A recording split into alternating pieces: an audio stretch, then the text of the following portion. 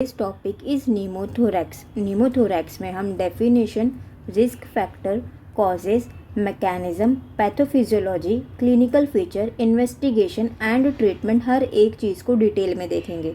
तो निमोथोरैक्स स्टार्ट करने से पहले हम लंग्स के कुछ स्ट्रक्चर को समझ लेते हैं। ये लंग्स हो गया। लंग्स की कवरिंग होती है, उसे कहते हैं प्लूरा। प्लूरा में भी दो कवरिंग होती है। आउटर कवरिंग को कहते हैं पैराइटल प्लूरा और इनर कवरिंग को कहते हैं विसरल प्लूरा। ये मैंने लंग्स का डायग्राम बनाई हूँ। ये आउटर कवरिंग हो गई पैराइटल प्लूरा, ये अंदर की कवरिंग हो गई विसरल प्लूरा, और ये हो गया चेस्ट वॉल।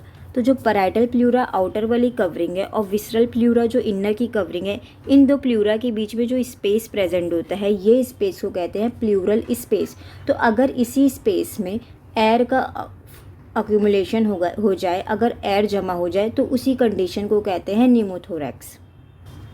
निमोथोरैक्स कुछ नहीं है, ये जो स्पेस है पैराइटल और विसरल प्लूरा के बीच में जो स्पेस प्रेजेंट होती है प्लूरल स्पेस, अगर उसमें एयर का अक्यूमुलेशन हो जाए, उस कंडीशन को कहते हैं निमोथोरैक्स। तो ये डायग्राम में इनर वाली कवरिंग विसरल प्लूरा हो गई, आउटर वाली कवरिंग हो गई पैराइटल प्लूरा, और इन दोनों कवरिंग के बीच में जो स्पेस है वो है प्लूरल स्पेस, और ये हो गई चेस्ट वॉल। ये स्पेस के बीच में कुछ अमाउंट ऑफ फ्लूइड प्रेजेंट होता है जिसे सरफेक्टेंट कहते हैं, जो फ्रिक्शन को अवॉइड करता है कि दोनों कवरिंग, दोनों लेयर एक दूसरे से घिसे ना, उनमें फ्रिक्शन ना हो। तो जो सरफेक्टेंट प्रेजेंट होता है, कुछ अमाउंट में फ्लूइड प्रेजेंट होता है, वो फ्रिक्शन को अवॉइड करता है। लेकिन अगर इसी के बीच में एयर का अक्यूमुलेशन हो जाए तो उस कंडीशन को कहते हैं निमोथोरैक्स। तो अब डेफिनेशन देखते हैं। It is an abnormal condition in which air collects in the pleural space between the lungs and the chest wall and result in the collapse of the lungs, complete और partial। तो ये एक abnormal condition है जिसमें air का accumulation हो जाता है। एयर कहाँ कलेक्ट होती है? प्लूरल स्पेस में, between the lungs and the chest wall, और जिसकी वजह से लंग्स में पार्शियली या फिर कम्प्लीटली कोलैप्स की कंडीशन हो सकती है। नेक्स्ट देखते हैं डेफिनेशन के बाद रिस्क फैक्टर। तो कौन से ऐसी कंडीशन होती है जो रिस्की रहती है, जिसमें निमोथोरैक्स डेवलप होने के चांसेस होते हैं? लंग डिजीज़ लाइक COPD और निमोनिया। जिस पर्सन में क्रॉनिक ऑब्स्ट्रक्टिव पल्मोनरी डिजीज़ हो, लाइक निमोनिया हो, तो उनमें और ज़्यादा रिस्की रहता है, और ज़्यादा रिस्क फैक्टर रहता है कि वो निमोथोरैक्स को डेवलप करे। स्मोकिंग, जो पर्सन स्मोकर्स होते हैं उनमें भी निमोथोरैक्स डेवलप होने के ज़्यादा चांसेस होते हैं। टोबैको यूज़र्स, जेनेटिक मीन्स अगर पेरेंट्स को ऑलरेडी निमोथोरैक्स है तो ज़्यादा रिस्की होता है कि वो बच्चों में भी निमोथोरैक्स हो। Previous history of निमोथोरैक्स means already किसी को निमोथोरैक्स था, वो क्योर हुआ, और उनको ज़्यादा चांस होता है कि अगेन वो निमोथोरैक्स की कंडीशन को डेवलप करे। नेक्स्ट है lung cancer.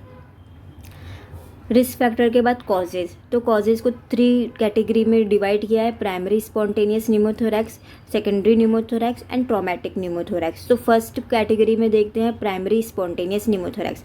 Primary means without any pathology, means इसमें कोई डिजीज़ नहीं रहेगी पर्सन को। ऑटोमेटिक मीन्स स्पॉन्टेनियस ही उनको, ऑटोमेटिक मीन्स उनके सेल्फ की वजह से उनको निमोथोरैक्स की कंडीशन डेवलप हुई है। इसमें कोई पैथोलॉजी, कोई डिजीज़ से कोई रिलेशन नहीं है कि इस डिजीज़ की वजह से इनको निमोथोरैक्स डेवलप हुआ। लाइक अगर इनको COPD की डिजीज़ थी, निमोनिया की डिजीज़ थी, उसके बाद अगर निमोथोरैक्स डेवलप हो रहा है तो वो सेकेंडरी निमोथोरैक्स में आएगा। प्राइमरी निमोथोरैक्स का रिलेशन पैथोलॉजी या फिर कोई डिजीज़ से नहीं है, इसमें कोई एसोसिएशन नहीं है डिजीज़ से। विदाउट एनी पैथोलॉजी, दूसरे डिजीज़ की वजह से ये प्राइमरी स्पॉन्टेनियस निमोथोरैक्स नहीं हो रहा है। Person susceptible for this are tall, thin individual. तो जो पर्सन इसके लिए ससेप्टेबल होते हैं वो लीन एंड थिन पर्सन होते हैं। उनमें क्या होता है? सब प्लूरल ब्लैप्स, जो अल्वेलाई होते हैं, जो इंटर प्लूरल स्पेस में, वो प्रेशर इंक्रीज हो जाता है, और सब प्लूरल ब्लैप्स रप्चर होते हैं और एयर प्लूरल स्पेस में चली जाती है। लाइक ये लंग्स हो गया, इनमें जो अल्वेलाई होते हैं, वो जो ब्लैप्स हैं उनमें प्रेशर बढ़ जाता है, अल्वेओलाई के अंदर प्रेशर बढ़ जाता है और वो ब्लैप्स बन जाते हैं, और वो ब्लैप्स रप्चर हो जाते हैं। और जब इनमें प्रेशर, जो अल्वेओलाई के ब्लैप्स हैं उनमें जब प्रेशर बढ़ जाता है तो वो रप्चर हो जाते हैं, और रप्चर होने की वजह से जो अल्वेओलाई के अंदर ऑब्वियसली एयर प्रेजेंट है, अल्वेओलाई जो एयर फिल्ड कैविटी है जिसमें ऑक्सीजन और कार्बन डाइऑक्साइड गैसेस प्रेजेंट है, वो जब रप्चर हो जाते हैं तो उनमें से एयर लीक होकर प्लूरल स्पेस में चले जाती है और निमोथोरैक्स की कंडीशन डेवलप हो जाती है। सो फर्स्ट था लीन एंड थिन पर्सन के जो इंडिविजुअल होते हैं उनमें जो एल्वेओलाई होते हैं उनमें प्रेशर बढ़ जाता है, एयर ज़्यादा हो जाता है और वो ब्लेप्स बन जाते हैं, और जब ये ब्लेप्स में प्रेशर बढ़ जाता है तो वो लीक हो जाते हैं और उनमें से एयर निकल कर लीक हो जाती है प्लूरल स्पेस में। फिर नेक्स्ट है मेल।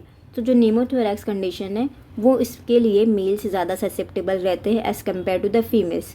नेक्स्ट है स्मोकिंग। स्मोकर्स जो होते हैं उनमें ज़्यादा चांसेस होता है कि ब्लैप्स बने और ब्लैप्स रप्चर होकर एयर लीक हो और वो प्लूरल स्पेस में जाए। 10 to 30 years of the male are more risky. Secondary pneumothorax, secondary means कोई प्राइमरी डिजीज़ हुई है, इसका रिलेशन पैथोलॉजी से और उस डिजीज़ की वजह से निमोथोरैक्स डेवलप हो रहा है तो वो कंडीशन होती है सेकेंडरी निमोथोरैक्स। तो इसका रिलेशन पैथोलॉजी से है, लेकिन फर्स्ट वाले में कोई रिलेशन पैथोलॉजी से नहीं था, जिसमें ये नहीं था कि कोई डिजीज़ होने के बाद निमोथोरैक्स हो रहा है। इसमें स्पॉन्टेनियस निमोथोरैक्स हो रहा था, ऑटोमेटिक निमोथोरैक्स की कंडीशन डेवलप हो रही थी। लेकिन सेकेंडरी का रिलेशन पैथोलॉजी से कि दूसरी डिजीज़ की वजह से निमोथोरैक्स की कंडीशन डेवलप हो रही है। तो कौन सी डिजीज़ है? Like COPD। COPD में क्रॉनिक ऑब्स्ट्रक्टिव पल्मोनरी डिजीज में mainly emphysema and chronic bronchitis. Emphysema में भी बुले बनते हैं, एयर के ब्लैप्स बनते हैं और वही पूरी मैकेनिज्म होगी। जो बुले बने हैं एल्वेओलाई में, बड़े बड़े बुले बने हैं, जो एयर के ब्लैप्स बने हैं उनमें प्रेशर बढ़ जाएगा और वो रप्चर होंगी और उनमें जो एयर प्रेजेंट है वो लीक होकर प्लूरल स्पेस में जाएगा और उसकी वजह से निमोथोरैक्स की कंडीशन डेवलप होगी। अक्यूट सीवियर अस्थमा, अस्थमा की कंडीशन की वजह से भी सेकेंडरी निमोथोरैक्स डेवलप हो सकता है।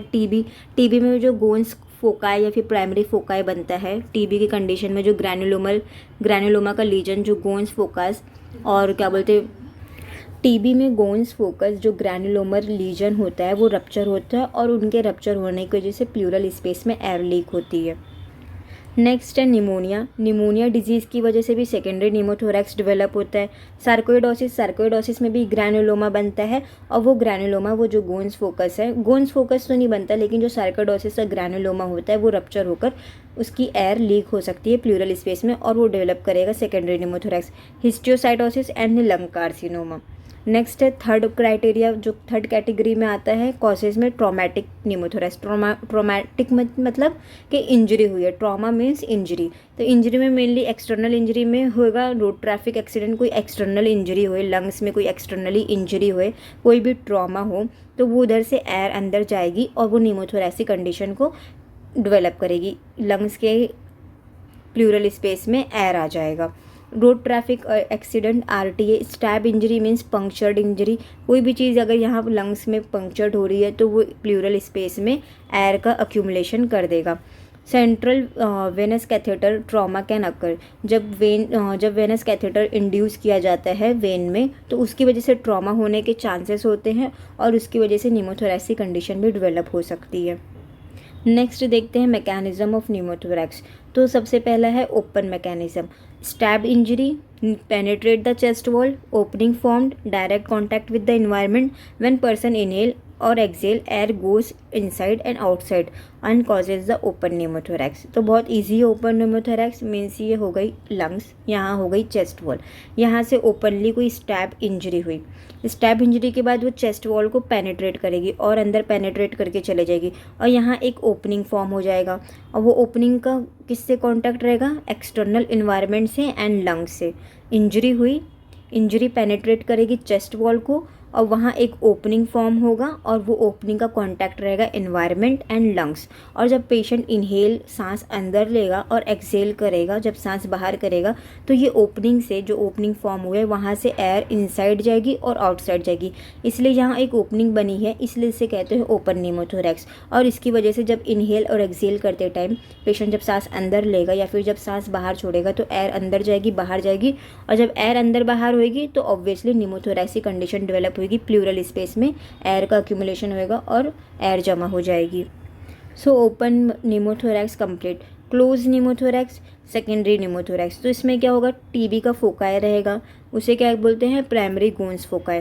तो गोन्स कॉम्प्लेक्स होगा, वो अल्टीमेटली रप्चर हो जाएगा और वो उधर से एयर इनहेल्ड होगी तो TB foci inside pleural cavity, जो एयर है वो फोकाई के थ्रू प्लूरल कैविटी में चले जाएगी and during exhalation back into through the फोकाई, जो एयर है वापस फोकाई के अंदर जाएगी as no direct contact with the environment, hence called the close pneumothorax. Like ये टीबी का लंग्स है और इसमें गोन्स फोकाई का फॉर्मेशन हुआ है, प्राइमरी फोकस बना है, और जब ये फोकस में प्रेशर बढ़ जाएगा तो ये रप्चर होएगी, और जब ये रप्चर हो जाएगी तो जब पेशेंट एयर को इनहेल करेगा, जब पेशेंट सांस को अंदर लेगा तो ये फोकस के थ्रू, ये फोकाई के थ्रू एयर डायरेक्ट जाएगी प्लूरल कैविटी में। जब पेशेंट अंदर सांस लेगा, इनहेल करेगा, तो एयर फोकाई के थ्रू प्लूरल कैविटी में चली जाएगी और न्यूमोथोरैक्स की कंडीशन डेवलप होगी। और जब पेशेंट एक्सहेल करेगा, सांस को बाहर निकालेगा, तो यही फोकाई के थ्रू वापस सांस बाहर चले जाएगी, वापस एयर बाहर चली जाएगी। तो यही लिखा है क्लोज्ड न्यूमोथोरैक्स में कि टीबी का फोकाई है वो क्या है, प्राइमरी गोन्स फोकाई और गोन्स कॉम्प्लेक्स। तो अल्टीमेटली जो गोन्स फोकस है वो रप्चर हो जाएगा, जो फोकस था वो रप्चर हो जाएगा, और जब एयर इनहेल करेंगे तो फोकाई के थ्रू एयर प्लूरल कैविटी में चले जाएगी। जब एयर को अंदर लेगा पर्सन तो इस फोकाई के थ्रू वो प्लूरल स्पेस में एयर पहुंच जाएगी, प्लूरल कैविटी में एयर का एंट्रेंस होगा। फिर जब पेशेंट एक्सहेल करेगा तो वही एयर फोकाई के थ्रू वापस एक्सहेल हो जाएगी। इसका कोई रिलेशन नहीं है इन्वायरमेंट से, मींस बाहर कोई इंजरी की वजह से, ओपनिंग की वजह से कोई कांटेक्ट नहीं हुआ, इन्वायरमेंट से कोई रिलेशन नहीं है, इसीलिए इसको क्लोज्ड न्यूमोथोरैक्स बोलते हैं। ओपन न्यूमोथोरैक्स में इन्वायरमेंट से रिलेशन था, एक ओपनिंग बन गई थी चेस्ट वॉल इन इन्वायरमेंट में, इसलिए इसको ओपन न्यूमोथोरैक्स बोलते हैं। लेकिन क्लोज न्यूमोथोरैक्स में कोई रिलेशन नहीं है इन्वायरमेंट से, इसलिए इसको क्लोज न्यूमोथोरैक्स बोलते हैं। और सेकेंडरी न्यूमोथोरैक्स इसलिए कहते हैं क्योंकि डिजीज़ की वजह से हो रही है, सेकेंडरी कॉज है। डिजीज़ क्या है, टीबी का कॉज है। थर्ड है tension pneumothorax, third mechanism tension pneumothorax. तो इसमें क्या होगा, एम्फाइसीमा रप्चर होएगा, एयर प्लूरल कैविटी में जाएगी, और ये वन वॉल्व है जिसमें कोई एयर का वापस कम बैक नहीं होगा, can not come back in the lungs and air increases in the pleural space, lungs start to compress and collapse, emergency condition. Emphysema की कंडीशन में भी बुले बन जाते हैं, अल्वियोलाई में अल्वियोलाई का साइज़ बड़ा हो जाता है, थिन वॉल्ड बुले बन जाते हैं, जो अल्वियोलाई होते हैं वो बड़े बड़े हो जाते हैं और थिन वॉल्ड बुले टाइप बन जाते हैं। और जब एम्फाइसीमा में जो बुले बने हैं अगर उनमें प्रेशर बढ़ जाएगा तो वो कंप्रेस होकर रप्चर हो जाएंगे, और जब वो रप्चर होंगे तो ऑब्वियसली अल्वियोलाई के अंदर एयर प्रेजेंट होता है, गैसेस प्रेजेंट होती है like oxygen, carbon dioxide. Alveoli एक एयर फिल्ड कैविटी है, तो जब अल्वियोलाई एकदम बुले बनकर रप्चर होंगे तो वहाँ से एयर लीक होएगा और वो प्लूरल स्पेस में चला जाएगा, प्लूरल कैविटी में एयर का एंट्रेंस हो जाएगा। लेकिन ये एक वन वॉल्व है, वन वॉल्व मैकेनिज्म है, मीन्स वापस एयर लंग्स में नहीं आएगी, प्लूरल स्पेस में ही एयर का अक्यूमुलेशन होता रहेगा। Air can not come back into the lungs, इसमें एयर वापस लंग्स में नहीं आएगी, प्लूरल स्पेस में ही एयर का अक्यूमुलेशन होता रहेगा।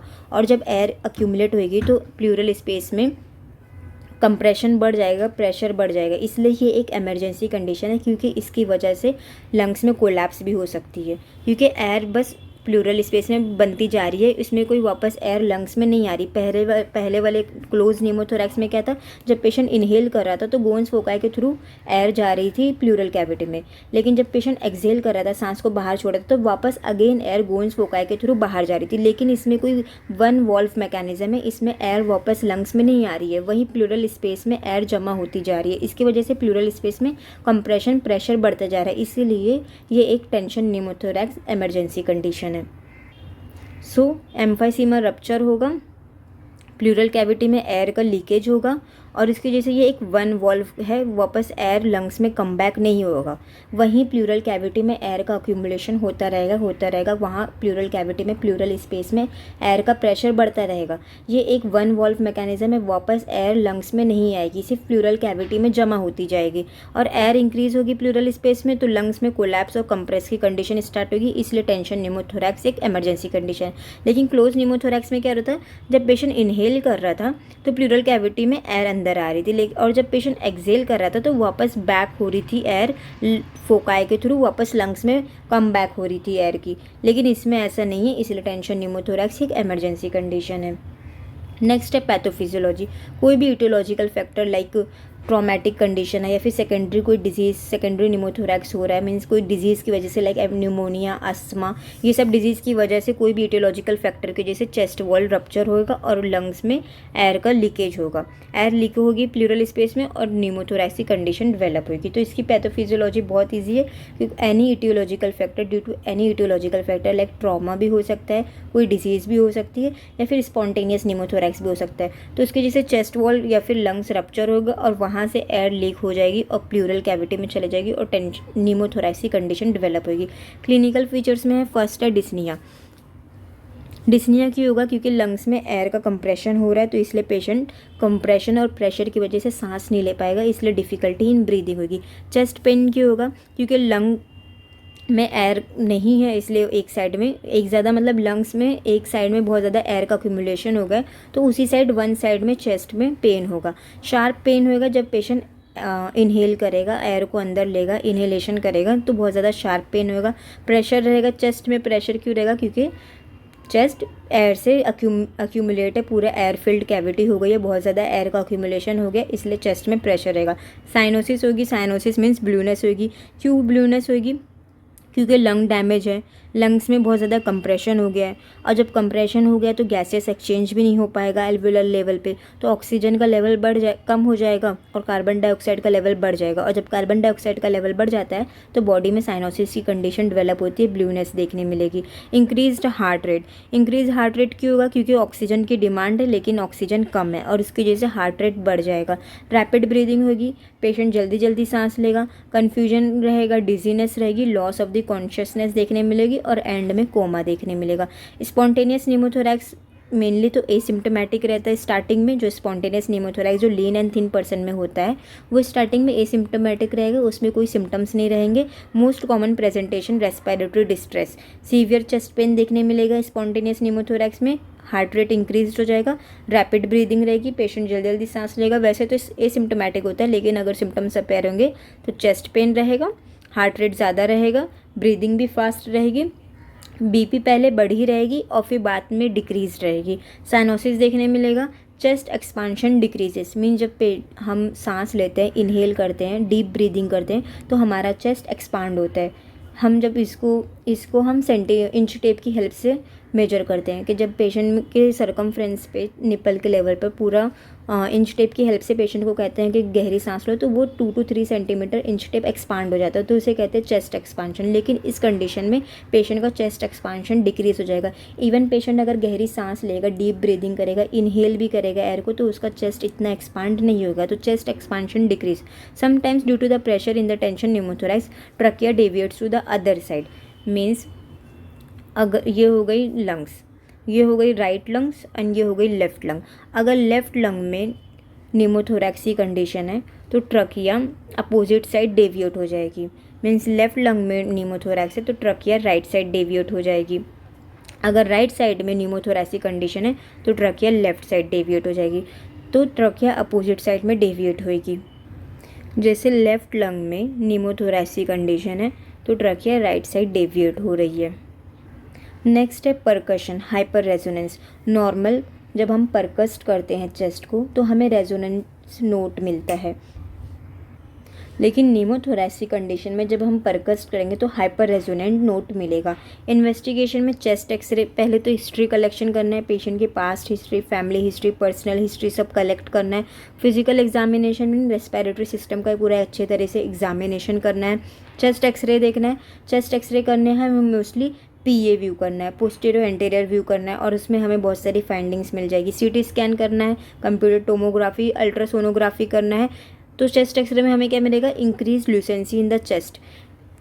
चेस्ट एक्सरे में 2 कलर देखा जाता है, एक वाइट कलर देखने मिलता है और एक ब्लैक कलर देखने मिलता है। तो जो वाइट कलर होता है उसे बोलते हैं एरिया ऑफ द ओपेसिटी, और जो ब्लैक कलर देखा जाता है उसे कहते हैं एरिया ऑफ द ल्यूसेंसी। तो ब्लैक कलर मेनली एयर की वजह से देखने मिलता है, जो चेस्ट एक्सरे में ब्लैक कलर होता है वो एयर की वजह से होता है। तो ये निमोथोरैक्स कंडीशन में ऑब्वियसली एयर ज़्यादा है तो जो ब्लैक कलर है वो ज़्यादा देखने मिलेगा। तो एरिया ऑफ द ल्यूसेंसी मीन्स जो ब्लैक कलर है, डार्कनिंग है, वो चेस्ट एक्सरे में हमें ज़्यादा देखने मिलेगा। नेक्स्ट है treatment. The goal of the treatment is to relieve the pressure in the lungs. तो सबसे पहला plan of treatment, line of treatment क्या होता है, गोल ऑफ ट्रीटमेंट, कि सबसे पहले जो प्रेशर है, एयर है लंग्स में, उसको रिलीज़ किया जाए। तो सबसे पहले इसमें क्या करते हैं, needle aspiration. A hollow needle with the small tube is inserted between the ribs into the pleural space and the air should be aspirated with the help of the needle. तो हम रिब्स और plural space के बीच में खाली needle को aspirate करते हैं और उसके थ्रू एयर को रिलीज़ करते हैं, एस्पायरेट कर लेते हैं। चेस्ट ट्यूब में ऑल्सो भी use to remove the air from the cavity. Chest tube भी यूज़ किया जाता है एयर को निकालने के लिए कैविटी से। Pleurodesis, in this procedure doctor initiate the pleural membrane to create the inflammation which result in removal of the air and the fluid from the pleural space and the lungs membrane stick to the chest wall. तो pleurodesis एक technique है जिसमें doctor क्या करते हैं, जो pleural membrane है वहाँ इरिटेशन करते हैं, लंग्स की जो प्लूरल मेम्ब्रेन है वहाँ इरिटेट करते हैं, उसको इरिटेशन देते हैं कि वहाँ इन्फ्लामेशन क्रिएट हो। और जब वहाँ इन्फ्लामेशन क्रिएट होती है तो वहाँ से एयर और फ्लूइड बाहर आ जाते हैं और जो प्लूरल स्पेस और लंग्स के मेम्ब्रेन है वो दोनों एक दूसरे से अडहेयर्स हो जाते हैं, चिपक जाती है। तो ये हुआ एक टेक्निक प्लूरोडोसिस। सर्जरी करने में क्या होता है, थोरैकोटॉमी और थोरैकोस्कोपी। थोरैकोटॉमी में क्या करते हैं, surgical opening is made into the chest to remove the air. Thoracotomy में एक ओपनिंग करते हैं कि वहाँ से एयर को रिलीज किया जा सके। And thoracoscopy also known as a thoracoscopic surgery in which surgeon insert the camera through the chest wall to see inside of the pleural cavity. Thoracoscopy में एक ट्यूब के थ्रू कैमरा इंसर्ट किया जाता है और वहाँ देखा जाता है कि कितना प्रॉब्लम हुआ है, कितना कॉम्प्लिकेशन हुआ है, और उस हिसाब से हम ट्रीटमेंट स्टार्ट करें। सेकेंडरी कॉज है तो ट्रीट द कॉज। अगर कोई सेकेंडरी कॉज है लाइक अस्थमा या एम्फाइसीमा की वजह से निमोथोरैक्स की कंडीशन डेवलप हो रही है तो सबसे पहले सेकेंडरी कॉज को ट्रीट करना है, अस्थमा को ट्रीट करना है, निमोथोरैक्स की कंडीशन को, फिर वो ऑटोमेटिक ठीक हो जाएगी। अगर एम्फाइसीमा की कंडीशन की वजह से निमोथोरैक्स डेवलप हो रहा है तो सबसे पहले सेकेंडरी कॉज मीन्स एम्फाइसीमा को ट्रीट करना है, तो ऑटोमेटिक निमोथोरैक्स की कंडीशन भी ठीक हो जाएगी।